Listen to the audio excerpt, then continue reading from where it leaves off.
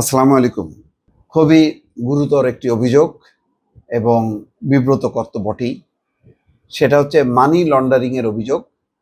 দুবাইয়ে মেয়ের ৪৫ কোটি টাকার ফ্ল্যাট, যা বললেন গভর্নর।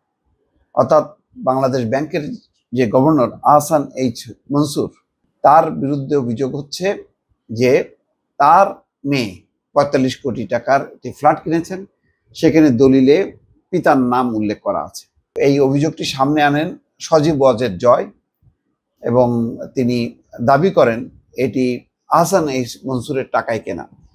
এর জবাব দিয়েছেন আহসান এইচ মনসুর। তিনি বলেছেন যে এই ঘটনার সাথে তার কোনো সম্পর্ক নেই। তিনি অনেক দিন থেকেই তার মেয়ে দুবাই বসবাস করেন তার স্ত্রী এবং সন্তানদের নিয়ে। তিনি কেবলমাত্র একটি জামা উপহার দেওয়া ছাড়া আর কোনো আর্থিক সংযোগ নেই। ফলে ৪০ বছর বয়সী কন্যার সে স্বতন্ত্রভাবে সেটি মর্টগেজ রেখে এই ফ্ল্যাটটি কিনেছেন, এরকম একটি বক্তব্য দিয়েছেন। তারপরেও বিষয়টি নিয়ে বেশ একটা গণমাধ্যমের বিতর্কের একটা কেন্দ্রবিন্দুতে চলে এসছে।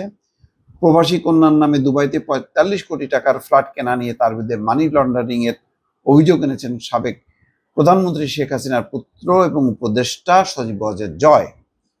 তবে এই অভিযোগকে ভিত্তিহীন ও দুঃখজনক বলে উড়িয়ে দিয়েছেন গভর্নর মনসুর। মঙ্গলবার সামাজিক যোগাযোগ মাধ্যম ফেসবুকে এক পোস্ট শেয়ার করেন জয়। সেখানে উল্লেখ করা হয় ২০২৪-এর গভর্নর মনসুর দুবাইতে ১৩.৫ মিলিয়ন দিরহাম ৪৫ কোটি টাকা মূল্যের একটি ফ্ল্যাট মেয়ের নামে কিনেছেন। পোস্টে আরও দাবি করা হয় ফ্ল্যাটের দলিলে মালিক হিসেবে মেহেরিন সারা মনসুর এবং তার বাবা আহসান হাবিব মনসুরের নাম রয়েছে। অভিযোগটি প্রথম করেন ছাত্রলীগের সাবেক কেন্দ্রীয় সাধারণ সম্পাদক এস.এম. জাকির হোসেন, যিনি বর্তমান নিষিদ্ধ ঘোষিত ওই সংগঠনের প্রাক্তন নেতা, যাকে তার পোস্টে কোনো ধরনের প্রত্যক্ষ প্রমাণ না দেখিয়ে দাবি করেন যে মনসুর মেয়ের জন্য এই সম্পত্তি ক্রয় করেছেন গভর্নর হওয়ার পরে এবং অর্থ পাচারের মাধ্যমে তা সম্ভব হয়েছে। তবে গভর্নর আহসান এইচ মনসুর গণমাধ্যমকে বলেছেন, এই ফ্ল্যাট আমার কন্যার, যেটি ২০২৩ সালে কেনা হয়েছে। তখন আমি গভর্নর ছিলাম না। আমার মেয়ে বিবাহিত, তার স্বামী সন্তানদের সঙ্গে দুবাইয়ে থাকেন।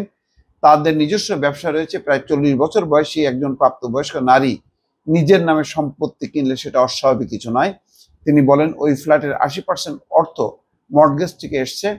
আমার কোনো ব্যক্তিগত অর্থ এতে ব্যবহৃত হয়নি।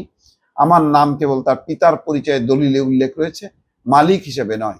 এই বিষয় নিয়ে জয় সাহেব যা বলেছেন তা অত্যন্ত দুঃখজনক। তিনি এক পর্যায়ে বলেন, গত ৩ বছরে আমি আমার মেয়েকে শুধু একটি জামা কিনে দিয়েছি। এর বাইরে আমার আর কোনো অবদান নেই তার আর্থিক জীবনে। ২০২৪ সালে ৫ই আগস্ট আওয়ামী লীগ সরকারের গণ আন্দোলনের মুখে ক্ষমতাচ্যুত হওয়ার পর একটি অন্তর্বর্তীকালীন সরকার গঠিত হয়। ব্যাংকিং খাতে সংস্কার আনতে তৎকালীন গভর্নর আব্দুর রউফ তালুকদার পদত্যাগ করেন এবং ওই মাসেই আহসান এইচ মনসুরকে গভর্নর হিসেবে নিয়োগ দেওয়া হয় এবং তিনি এর আগে IMF এর একজন অর্থনীতিবিদ হিসেবে কাজ করেছেন। ব্যাংকিং খাতে বেশ জোরালো সংস্কার করেছেন এবং এস আলম ৭-৮টি ব্যাংক থেকে কি পরিমাণ অর্থ পাচার করেছেন, আত্মসাৎ করেছেন তার তথ্য তুলে ধরেছেন। দুর্বল ব্যাংকগুলোকে একত্রিত করে এটাকে আবার পুনর্জীবিত করার নানা পদক্ষেপের মধ্য দিয়ে আহসান এইচ মনসুর একটি অবস্থান তৈরি করেছিল। কিন্তু এই ঘটনাটা বা এই খবরটি যথেষ্ট পরিমাণ ধাক্কা বা আলোড়ন তুলেছে এবং এটি যথাযথ তদন্তের মাধ্যমে নিষ্পত্তি হওয়া উচিত বলে অনেকে মনে করেন। দর্শক ভালো থাকবেন। আল্লাহ হাফেজ।